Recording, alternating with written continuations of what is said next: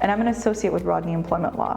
I'd like to take some time today to talk about Bill 88, or the Working for Workers Act of 2022, which was just recently passed into law as of April 11th of this year.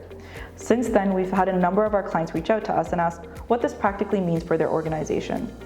Employers should be aware that Bill 88 did in fact introduce a number of key changes that they'll need to keep in mind moving into the future. The first big change is for large employer clients that employ 25 or more staff.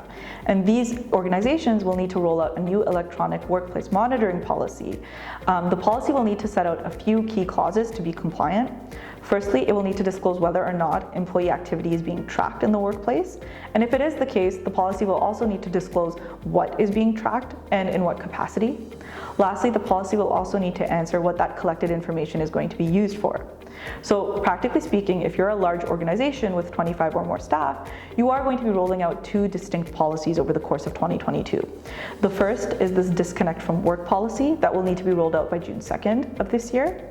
And the second is now this electronic monitoring policy, which you'll need to have rolled out by October 11th. So employers should be reviewing their existing handbooks and policies to make sure that they're keeping in mind these deadlines.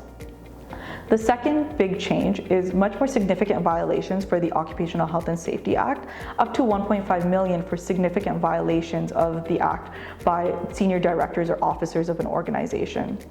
The last big change we're seeing is greater protections for gig workers, who are individuals who accept work off of digital platforms like food delivery apps.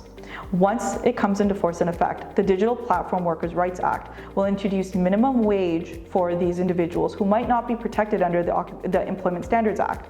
And it will also introduce greater transparency that will need to be provided by these digital applications. So those are some of the key changes that Bill 88 introduced. We certainly recommend that if you are concerned or have questions about how Bill 88 is going to impact your organization, that you reach out to a member of our team. You can also follow our blog where we're tracking these updates regularly. Thank you.